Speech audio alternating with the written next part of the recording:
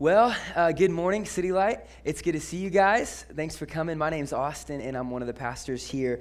If you're just joining us for the first time, I hope that this morning that you feel loved. I hope you have fun, maybe laugh a little bit. We'll see if you loosen up a little. And then I hope that you experience the grace of Jesus. And so I'm pumped for this morning. We are spending our fall in 1st and 2nd Samuel, specifically looking at the life of David. Now, if we were to kind of condense David's life into a highlight reel, I think, and condense it into what most people know about David, or what some people know about David, it would probably consist of three things, right? The first is David defeating Goliath, right? The underdog defeating the giant. And then the second thing is that David becomes the beloved king of Israel. And so we know David is a king. And the third thing is that David had an affair with Bathsheba, right? Those are like the three things I feel like most people or some people know about David. But I would contend that the story that we're going to look at in 1 Samuel 30 should be in the highlight reel of David's life. Okay, like this is an amazing story, and we're going to see that David he's a beautiful picture of grace in the gospel through his leadership. So if you have a Bible, I'd love for you to open it to 1 Samuel 30. That's where we're going to be this morning. Before we jump in, though, let me just see who's in the room. If you're an oldest sibling, raise your hand. If you're an oldest sibling, okay, good. So, question. Do you remember a time when your little brother or sister had it a lot easier than you?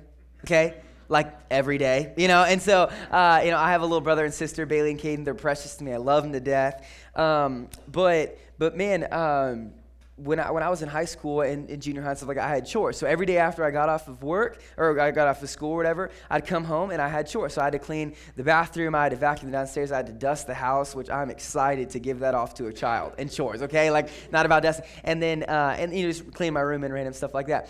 If I didn't do my chores, I got grounded, right? Felt like that was really standard, most kids experience. And so my little brother and sister grew up a little bit, okay? They do chores now, which I'm excited for, but they get paid, okay? A little bit different story than when your boy was back in high school. And so, and then, I had to mow the lawn like every other week for him, and I got a couple bucks if I did it, and I'd go down and get some, Taco John's down the road, getting excited for lunch.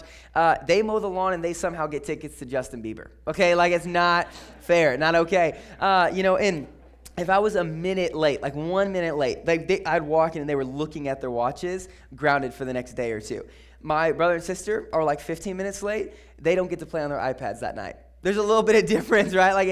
And so you might not be the oldest sibling. If you're the youngest sibling, you need to text your older brother or sister, hey, I love you. Thank you for paving the path for me. But man, if you're not the oldest sibling, you've probably experienced this as well, right? Run into this thing where you earn something, right? You work harder than someone else. You put more effort in, and you get the same result as someone else, right? Like group projects, okay? Am I right, college students?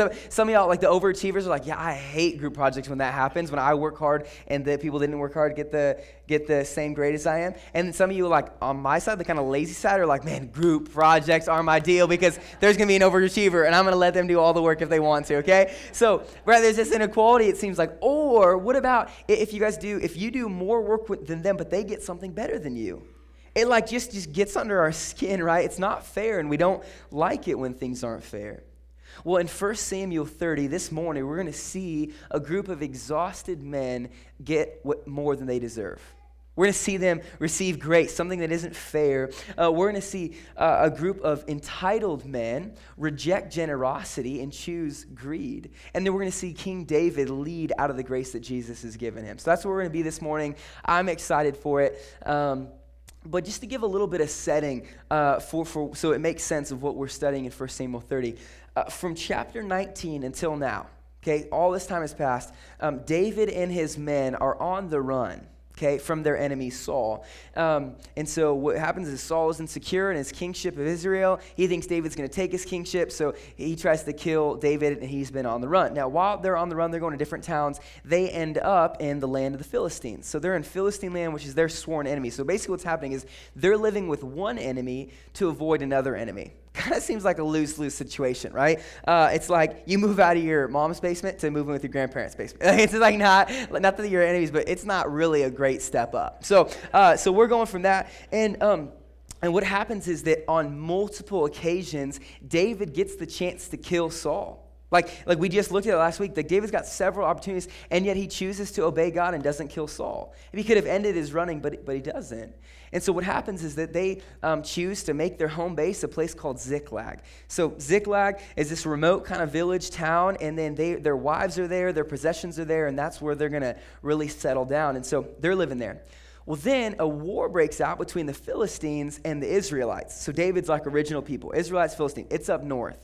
And because David and his men are living on Philistine territory, they're now required to fight on the Philistine side. You tracking with me? So they're like, hey, since you're living on our ground, you need to fight with us. So David and his men trek up, all the way up, to fight this battle with the Philistines and Israelites. But when they get there, the Philistine commander sees David. He's like, I do not like that guy. Okay, he took down our ace in the hole, Goliath. We thought we're kind of banking on that guy for our future, and now we're kind of struggling, all right? So they're saying, no, like, we don't trust him. And so they make David and his men go back to Ziklag, okay? So they were anticipating fighting. They left their home. They come back. So that's happens. And then the Amalekites come in the story, all right? So we got David and his men, we got the Israelites, we got the Philistines, and now we got the Amalekites. The Amalekites are some dirty dogs, okay? Like, you're not inviting them over to have meatloaf tomorrow night at your house, right? Like, that's just not what you're going to do. And what happens is they're kind of smart, though. They're scheming and thinking, hey, there's a battle between two of our biggest enemies, Israel and the Philistines, right? So they think they're all going up north. What happens is all the men of fighting age are going up north for this battle. What's that do to all your villages? You don't have anyone to fight, right? All your men of fighting age are up there, so these are weakened and vulnerable. So they think we're going to take advantage of these weak villages because the soldiers are gone. Make sense? And so they're going through that, and they take advantage of it, and that's what brings us to our story. So let's read 1 Samuel 30, 1 through the first part of 6. Now, when David and his men came to Ziklag on the third day, the Amalekites, the dirty dogs, had made a raid against the Negeb and against Ziklag. And they had overcome Ziklag and burned it with fire, and taken captive the women and all who were in it, both small and great. They killed no one, but carried them off and went their way. And when David and his men came to the city, they found it burned with fire, and their wives and sons and daughters taken captive. And then David and the people who were with him raised their voices and wept until they had no more strength to weep. David's two wives also had been taken captive, Ahinoam of Jezreel and Abigail, the widow of Nabal of Carmel. And David was greatly distressed, for the people spoke of stoning him because all people were bitter in soul, each for his sons and daughters. My first point is hopeless situations and a hopeful king. Hopeless situations and a hopeful king. So when David and his men get back to Ziklag, they're devastated, right, at what they find. Okay, they come in, and everything's burned down, their families are gone. No one's been killed, but every single living soul has been taken. And don't think that the Amalekites are some kind of humanitarians for not killing these people, right? Like, basically, these wives and the sons and daughters are being abused, or they're going to be sold into slavery, right? So it's not really a great news that they're taken alive. And so from this thing, think about how deflating it would be. Right? Like these men just travel back 50 miles to come back home, and they're anticipating like a welcome back sign, like we missed you, and everyone's gone and their village is burned down. Like their town is built, burned down. And so they're devastated. It says that these 600 men weep until they don't have any more strength to cry. They were ugly crying, okay? Like it wasn't, like they didn't have any more tears left. And they begin to think about, how did this come to pass? What's the string of events that led to this? And they, oh gosh, man, it was David's idea to go to the land of the Philistines, right? And you know what, come to think about it, it was actually David's idea to choose to live in Ziklag, this remote city. And then, it was also like David's idea to go up and fight with the Philistines. We could have said no. So they're thinking, it's David's fault. They start blaming him, mutiny basically against him, and they're thinking about stoning him, which does not sound fun at all to get stones thrown at you. And so all that's happening, but I want you to pause for a second. David and his men have never lost a battle. Like, they don't know what it feels like to lose. They don't know how to respond to losing a battle. God's given them favor and grace every step of the way. And now in this hopeless situation, they have no home. Their families have been taken away, and their wealth is stolen. And not only is everything they have gone, but they don't know who took it, and they don't know where they are. It's like it's just the worst hopeless situation you could be in. And so here's my question. When times are difficult, when everything seems to crumble and your life is in shambles, what do? Right? Like, what's your response? What's your next step from that point? If it were me, I think I'd probably try and come up with the perfect plan. Right? I think of how to get everything right and get everything back in order, or I'd rack my brain until I can think of how to get it back, or I'd contact all my friends to see if they can pull some strings for me, or man, I would just go kind of crazy and go Liam Neeson Taken on them. Like, I call, hey, I got something I got to tell you. It would not be pretty, okay? You don't want to see me go Liam Neeson. It'd either be sad or horrifying. I don't know, but probably sad. But nonetheless, I'm saying, you took my wife and my kids. I'm not stopping until I have them back. And I've punished those who've taken them, right? But what would you do? Would you freeze and just be paralyzed by the tragedy? Would you just panic? Would you act like it didn't happen and just run away from it and shut it out? Would you work hard to try and get yourself out of it? Would you try and regain people's approval, scheme until you have a plan? Man, that's not what David did. Look at the end of verse 6. It says, but David strengthened himself in the Lord his God. David knew that the strength he needed wasn't found in himself. It was found in the Lord, right? That's the strength. And David doesn't look inward for answers like most of us tend to do. He looks upward to find God. It's amazing. So the question becomes, what does it look like to actually strengthen ourselves in God? Because I don't know about you guys, but man, I've had some tragedies in my life. I've had some hard things to swallow, some hard situations to bear. And what do? I mean, how do you strengthen yourself in the Lord? Well, I think it involves three things, okay? And the first is to wait on the Lord. The first thing I think to do is strengthen yourself in the Lord is to wait on the Lord. Now, remember, David is a warrior. Him and his men have killed like tens of thousands of guys, okay? So his knee-jerk reaction is probably to like chop a dude's head off to make it right. Like, that's what his nature is probably telling him. But verse 7 says that he has Abiathar bring him an ephod. Now, an ephod's like this kind of prayer vest that a priest would wear. And so what's David doing? He's pausing. He's slowing down and he's waiting on the Lord. It's beautiful. He's not going forward and he's jumping into rage. Man, I'm telling you, you take my wife and my kids, I am running, okay? I might listen to K-Love on the way to get my heart right with the Lord, but like I'm going foot down, breaking the speed limit by 5 or 10 miles, like I'm going hard. But David stops. I mean, he waits on the Lord, and I think it's because he has this intimate trust in God. Ultimately, I won't be the one to fix this situation. It'll be you, God, so I'm going to wait on you. It's beautiful. And the second thing that we do is seek the Lord, and specifically seek the Lord's will. So in verse 8, David asks God, shall I pursue this band, and shall I overtake them? Now, I want us to notice, David doesn't invite God into his plans, which is what a lot of us like to do. David allows God to speak his plans into David's life. Right? There's a massive difference. What we like to do is say, hey, God, here's what I want, here's how I want it, and here's when I want it, right? And hopefully you say yes, but David's saying, man, it's all before you, God. I want to seek your will. I believe it's best. I mean, you imagine David's reaching for his sword, but instead he's reaching for the ephod.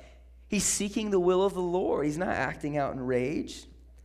And so some of this, man, to be honest, I don't think it's simply to seek his will, but also to pray that he lets us believe that his will is best, right? Because then it'll become natural. And you can know someone's will and not want to walk in line with it. The thing that will help you is actually believing that their will is best, which leads to the third point. The third thing is that we have to remember who the Lord is. Okay, we wait on the Lord, we seek the Lord, and then we got to remember who he is. So in verse 8, God responds to David's question. He says, all right, pursue, go. You shall surely overtake and shall surely rescue. And then David goes. He's gone. He trusts that God will make good on his part. If God says, I'm going to pursue and I'm going to overtake him, I'm going to go. Like, I'm just running. And listen, church, we need to preach the gospel to ourselves every single day.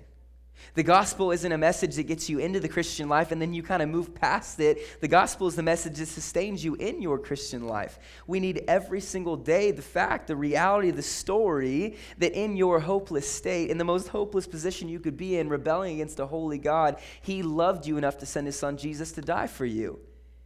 I need to hear that every single day. And so remind ourselves of the gospel. When times are smooth and good, and when your life is in shambles, remember the story that God used the greatest tragedy, his son dying, for our greatest victory. And it puts it into perspective, right? Oh, gosh, if you can redeem that situation, God, the ultimately a horrible decision, circumstance, you can redeem my circumstance, right? You can make good out of this. Take something that's broken and make it beautiful. And I feel like Psalm 62, this is David. So we're looking at 1 Samuel 30. This is David's prayer in Psalm 62, 5 through 6, and I feel like it encompasses this whole section. He says, "For God alone, O my soul, wait in silence. For my hope is from him. He only is my rock and my salvation, my fortress. I shall not be shaken." We need to preach the gospel to our weary and overwhelmed hearts, right? Every single day. So in this hopeless situation, we find David as a hopeful king, and God strengthens him. And so David and his 600 men say, "Okay, God, I trust you. You said pursue and go, so we're going to go." We don't know who took them. But we don't know where they're at, but we're just going to put our foot in front of the next one, right? And so they go. And on their way to look for their enemy, 200 men just stop and are exhausted. Like they can't go any farther. And I want to yell at them and be like, "Dude, your wife's out there. Like your kids are out there. Go. What do you mean you're too tired?" But they just couldn't. It was like me on mile 10 on the half marathon. Your boy just couldn't move at all. I'm like, I can't. I need Chipotle or something, It's some guacamole. And so they say, I just can't move any forward anymore. And so David says, "All right, totally. You guys can stay, and here's what, you'll watch the luggage for us." And so they watch the luggage and they stay back. David's army, his small army of 600 men, shrinks by 200 men, leaving only 400 able to fight as they move forward. Tracking with me? The situation seems to dip to an all-time low. Like hopeless. Everything's gone. Their village is burned, and now 200 men are gone that we thought we could count on. And as it's dipping in there, they're walking in this open country, and they find an Egyptian man, which, by the way, can we acknowledge that's not normal? Like, you're not just normally walking, "Oh, dude, there's an Egyptian guy. That's cool. What's up, bro?" That doesn't happen every day. But they see this guy, and so it says that they gave him food, and they gave him something to drink. And in verse 12, it says that his spirit was revived. And we find out that he hasn't drank or ate in 3 days. And so David comes up and says, "Hey, who are you and where are you from?" And he tells him, "Hey, I'm an Egyptian, but I was an Amalekite. I was a servant to an Amalekite, and I got sick, and they left me. They abandoned me 3 days ago." Right? Now, pause and track with me for a second. God hasn't told David where the Amalekites are camped. Like, he just left in faith. He said, okay, God said pursue, so he just went, and he's walking in faith, right? And they run into this man that should have died, that should have been dead. He's sick, and he hasn't eaten for that long, and he's abandoned. He's probably already famished, and then God keeps him alive so that he can help David and his men find their families. Is that wild to think about? Like, that's just not a normal story. God uses this hopeless Egyptian man to breathe hope and direction into God's people. It's beautiful. And so David says, "Hey, man, awesome. I'm glad you're an Amalekite. I know you just confessed to being a part of killing or burning everything and taking my family. But hey, could you tell me where the Amalekites are?" And see, this guy is smart because he probably knows who David is. He's thinking, "I do deserve to die from this guy. He will kill me. But I'll tell you what, I got a bargaining chip." And in verse 15, they make a deal. The Egyptian man says, "Hey, if you don't kill me, if you promise to not kill me, and you promise to not turn me in, I'll tell you where the Amalekites are at." So they do. David agrees, and they go and find the Amalekites, which leads us to verses 16 through 20. Let's see what happens when they find them. It's going to be payback. It's not getting pretty. And so verse 16, "And when he had taken him down, behold, they were spread abroad all over the land, eating and drinking and dancing, because all the great spoil they had taken from the land of the Philistines and from the land of the Judah. And David struck them down from twilight until the evening of the next day, and not a man of them escaped, except 400 young men who mounted camels and fled. David recovered all that the Amalekites had taken, and David rescued his 2 wives. Nothing was missing, whether small or great, sons or daughters, spoil or anything that had been taken. David brought it all back. David also captured all the flocks and herds, and the people drove the livestock before him, and they said, 'This is David's spoil.'" Okay, so they find the Amalekites having the party of the year, right? They're dancing at Juju on that beat. They're getting the stanky leg going, right? They're wobbling. They're country line dancing at Playmore. Like, they're just going crazy, right? And they're drinking, and they're having the time of their lives, and they're enjoying all the city, all the spoils from all the cities that they've gone through and they've raided. I mean, they're completely off guard. They're drunk, and they're not in fighting formation, and David takes advantage of that. Right? It says that he goes in and just for like hours, they just start slaughtering people. Like, you got to think your arm gets tired after some point of just chopping people's head off. So it's going, and by the way, most scholars would believe like there's thousands of these men, by the way, to 400 of David's men. So this is a crazy, crazy victory. And it says that they took everything back. David brought back everything that was taken, and not only did he get that, but he got all the stuff that they raided from all the other cities. So these people have not only raided Ziklag, and they're not only, but they're like, Gretna and Omaha and Eagle. I don't know if there's much in Eagle, but there's something in Eagle. And they're going through, and so they take all, and they go, oh, this is great, and so they get it all together. So I mean, they're getting more than they deserved, right? They're getting more than they expected. But man, this is amazing news. Verse 19 makes it clear that nothing was missing. God made good on his promises. They did overtake him. They did have great victory, and God gave it to him. And I love it because God flips their hopelessness, right? Families are now reunited. Possessions are regained. Unity is restored. Justice has been served, and redemption has happened. God didn't leave them in their hopeless spot. He empowered David to be a hopeful king, and then David led his people into taking back what was rightfully theirs. But that's not where the story ends. So let's look and see how God's people respond to God's gracious gift. Verses 21 through 25. And then David came to the 200 men who had been too exhausted to follow David, and who had been left at the brook Besor. And they went out to meet David and to meet the people who were with him. And when David came near to the people, he greeted them. Then all the wicked and worthless fellows among the men who had gone with David said, because they did not go with us, we will not give them any of the spoil that we have recovered, except that they may lead away his wife and his children and depart. But David said, you shall not do so, my brothers. With what the Lord has given us, he has preserved us and given into our hand the band that came against us. Who would listen to you in this matter? For as his share is who goes down into the battle, so shall his share be who stays by the baggage. They shall share alike. And he made it a statute and a rule for Israel from that day forward to this day. My second point is entitled people and a gracious king. Entitled people and a gracious king. All right. After the battle, they're enjoying all the spoils, and they say, hey, let's go back and let's meet our dudes that stay back, the 200 men, right? So they go back. Now, ladies in the room, let's have a little conversation, okay? You got captured, and you're a little bit frantic and frazzled, right? Like some stuff happened, right? That's not okay. And so while you're there, you're getting rescued, and you look around, you don't see your dude. You don't see your man anywhere, okay? And you're thinking, that ain't okay, all right? So you've been texting him. You say, hey, where you at, right? And he knows. You better text back to that message, and you saw the little bubbles pop up. You're like, oh, he's texting back. But then they went away, and he didn't text back. And you're thinking, this is not okay. And imagine the first interaction, right? Like, they come up, and like, the dude's like, what's up? And the girl's like, Like, let's be honest, he's not getting a warm dinner tonight, okay? Like, hashtag sleeping on the couch, right? She's like, Larry, you should have ran, got on the treadmill. I got you the other night. Like, you just watch the Discovery Channel all night long. That's not, you got to get that cardio up so you can rescue me next time, Come on, Larry. And so, they got back together, right, which is great. I don't know what happened, but I don't think it was good. Nonetheless, on a serious note, man, so they come together, right? You're thinking, oh, this is going to be a smack down, like it's going to be crazy. But look how David responds to them. This is beautiful. Verse 21, it says that David greeted them.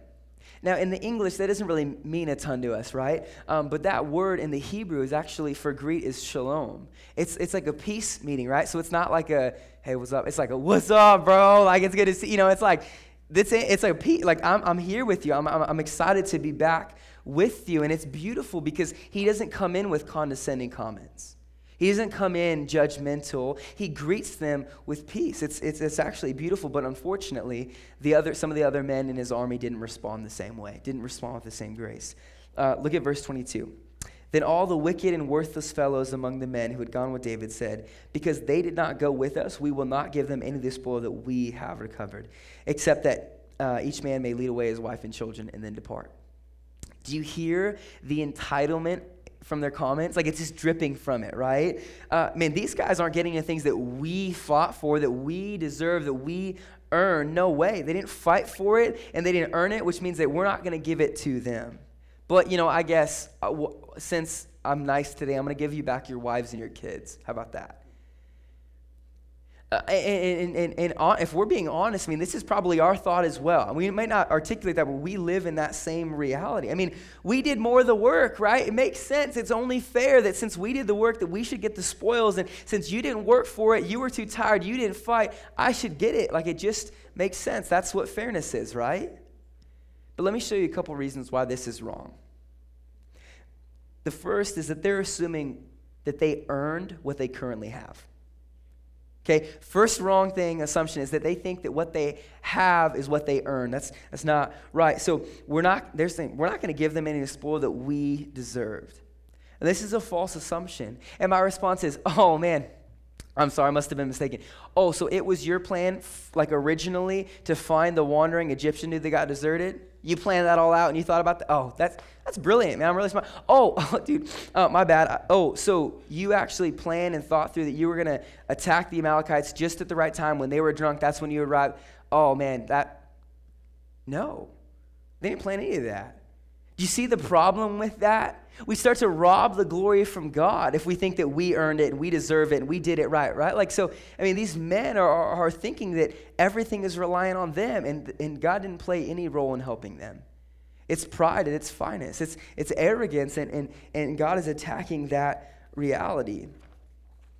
Friends, the reality is that we don't even have the next breath we take without God giving it to us. It's a humbling thought.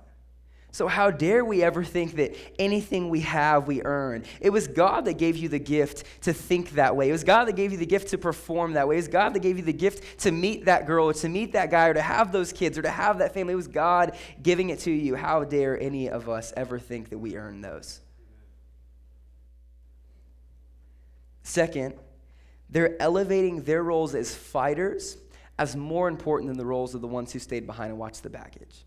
Now, you don't have to convince me. One is definitely more dangerous than the other. But that doesn't give us the right to think that, to kind of diminish and downplay the role of the other person, right? And to think that they're not worthy. So basically, it's like saying, hey, Mo, man, you're so valuable to Citylight because you preach and you did a great job. And cameraman, I don't know. God might notice you. He might not. You got to pray about that and see if you can do something. It's ridiculous. That's not what the family of God has been purchased for and operates out of. If Jesus' grace leveled the ground in front of the cross, right? We're all equally valued and equally loved before Jesus. So to try and elevate it and think I'm more important than you are, puts stairs on that thing and makes, it's just false. It's level at the cross. The third thing is that we fall into the trap of keeping score. And if you're married, if you've got a best friend, this is not a good habit to fall into, of keeping score. Well, you did the dishes, so I did the dishes, and you did, so I... No, that's not okay. What happens is that if we're operating like this, grace doesn't have a place there. We think the culture set is like, hey, I will give you exactly what you deserve and what you earn, nothing more, nothing less. There's no room for grace. The definition of grace is getting more than you deserve, getting something better than you deserve. And so listen, this is huge. If we cautiously give things out based on who worked for them, we've created a business and killed the idea of a family. Does that make sense? If we cautiously give things out based on who earned them and who did better, we've created a business and we've killed the idea of a family. And I don't think that's what Jesus died for. I think he died to redeem his church, that we would be a family. Listen, we may point fingers at these guys and think, gosh, these guys are crazy and they're entitled and they're prideful and arrogant. I can't believe. No, but we fall into the same trap. If we're being honest, right? We're often entitled. We love to keep score. We love to give freely to the ones who've earned it and retract from the people that we don't think have earned it. We love to take the glory for ourselves and acknowledge and say, yeah, man, I got the promotion. I just work hard, put my head down, did my thing, and I got it. We love to take credit for what's going on in our lives. We often elevate certain people's roles over other people's roles, in consequence making some people more important than other people. We can easily fall into the trap of entitlement in our neighborhoods, in our home, in our school, in our family, at church, with all different aspects of our life. It's so easy to fall into entitlement. But look at David's response in verse 23 and 24.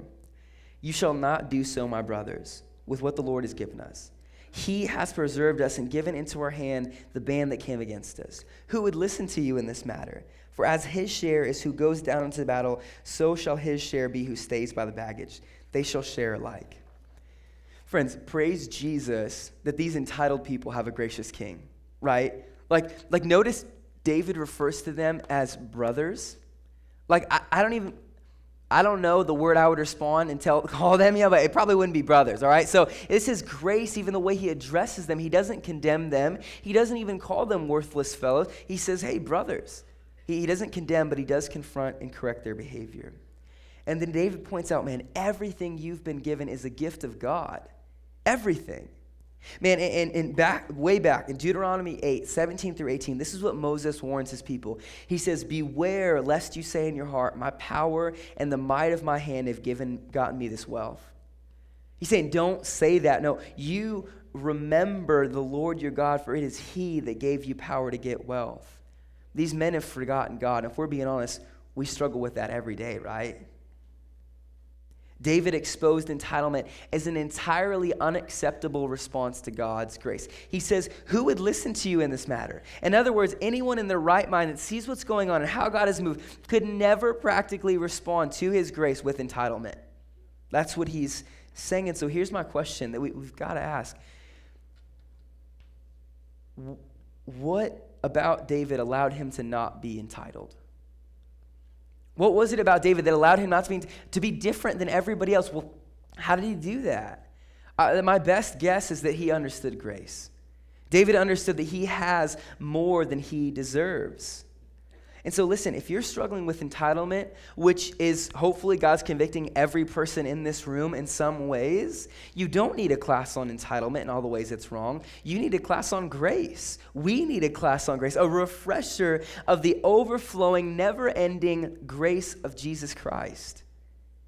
That's what we need. That's what we need to be reminded of. And you'll never freely give unless you understand that he's freely given to you. And track with me, this is so important. When more than we deserve is perceived as what we deserve, we become entitled and forget the grace of God. Does that make sense? When more than we deserve is perceived, is thought as exactly what we deserve, we become entitled and forget the grace of God that gave that to us.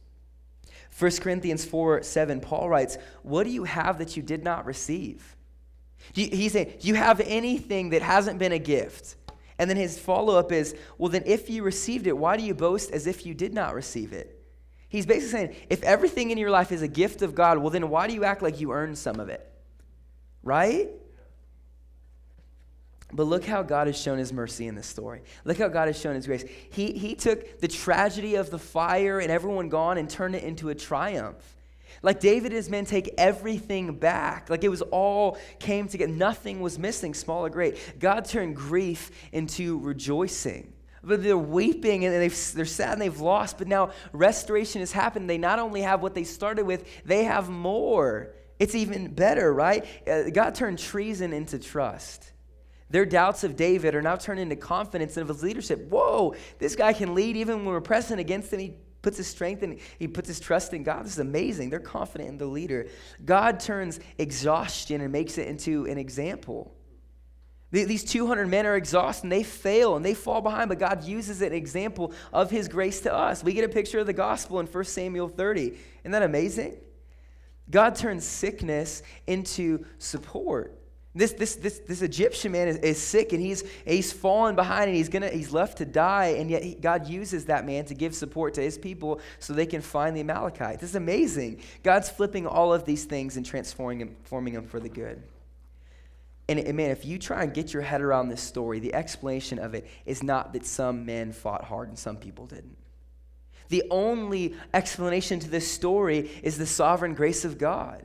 His hand providentially guided every single movement so that for the good of his people. It's amazing to see. And so the question is not, is God going to show grace.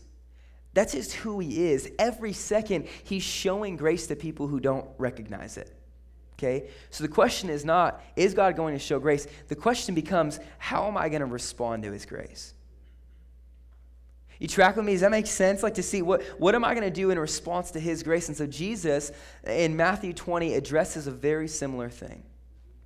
So what happens is that there's these laborers that start early in the morning, and they agree to the owner of the field that they're going to work all day and get a denarius. Right? That sounds good. Cool. And so they agree on it, and they start working. Within a couple hours later, a group of some other guys come, and they start working. You're thinking, oh, okay, some extra help. That sounds great. And a couple hours later, 1, 2 p.m., some other guys come, and they start working. Oh, okay, that's helpful. And then you get to 4 p.m., and some audacious dudes, kind of lazy, come in. It's like, bro, you overslept for sure. It's for, some of you are like, that sounds good to sleep until like 3 and get to work at 4. But nonetheless, that happens. And these guys that start at 4 p.m. start to work, and they just have an hour work day, and they get off at 5.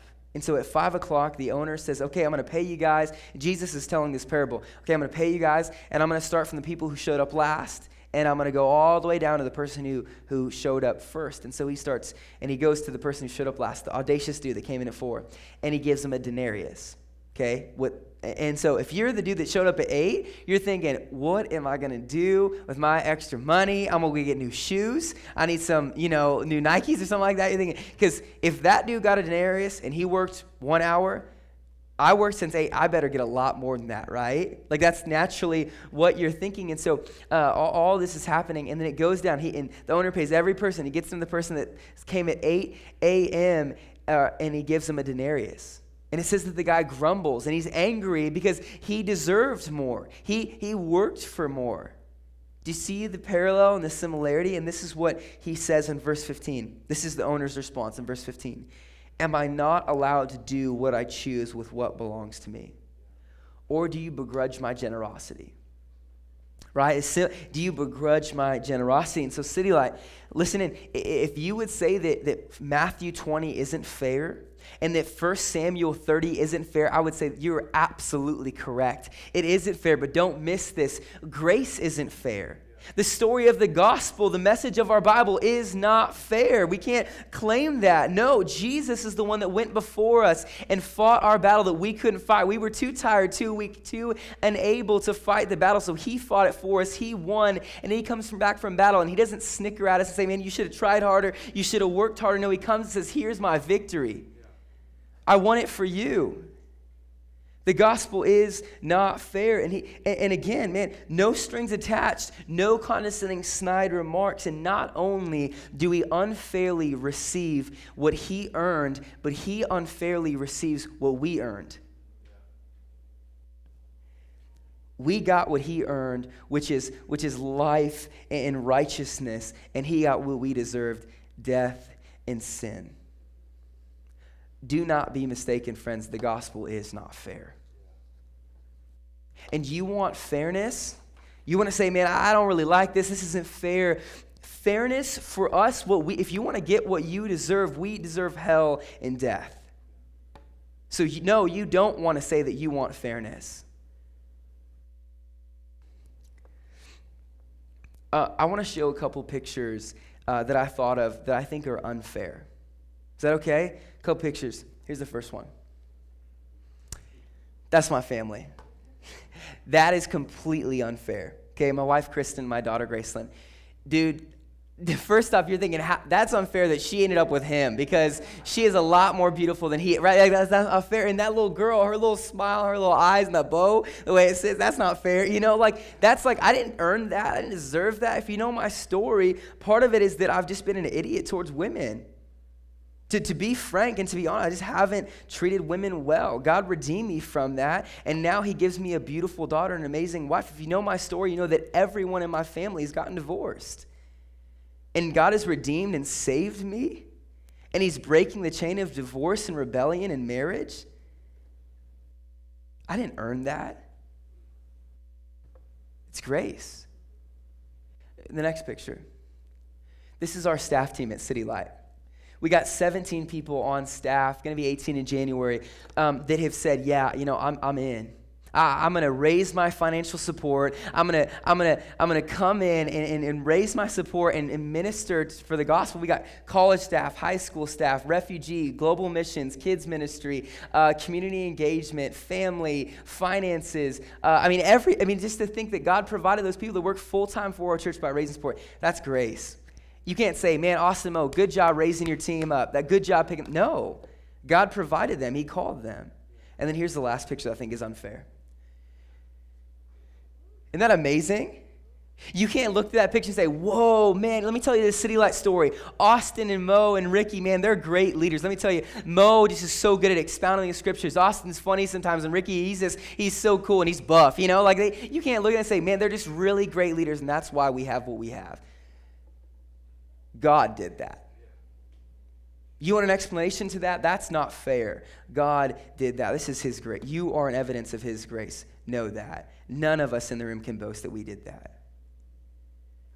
Do not be mistaken. The gospel is not fair. What we have in our life currently is not fair. And so I want you, all of us in the room, to honestly ask the question, do I begrudge the grace of God?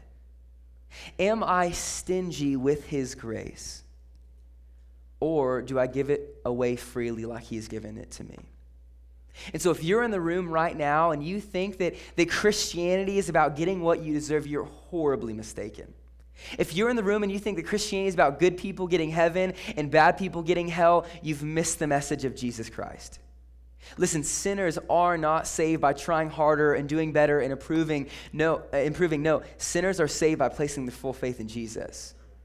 That's how salvation comes, but by getting more than you deserve, getting better than you deserve. And so if you're here and you're thinking, you know what, David seems like an impressive king. I'd like to follow that guy. He doesn't crumble under pressure. He gives grace. He's a strong leader. He hopes in God. I like that guy. He is just a shadow, a sliver, a glimpse of the better King Jesus. Isn't it amazing to think about? Whoa. And so I'm saying Jesus, he rules and reigns out of grace and mercy and kindness. And he's not looking at you with judgmental, condescending eyes. He's looking at you to say, child, come here. Come home. I want to give you more than you deserve. And so I would love to invite you this morning to make him your king. To make Jesus your king and say, I want to get what I haven't earned or deserved. Listen, you haven't earned heaven and you never will. But Jesus is offering you more than you deserve, eternal life in a relationship with him. It's beautiful. So would you make that decision this morning? Church, when you receive more than you deserve, you realize that you don't need all that you have, and you freely give it away. When we realize that we have more than we deserve, we realize that we don't need all that we have, and we freely and open-handedly give it all away. And I think that's what Jesus is calling our church to do. With our time, our house, our finances, our relationships, our intellect, and our grace, that we would freely give it away because Jesus is freely giving it to us. Amen? Let's pray.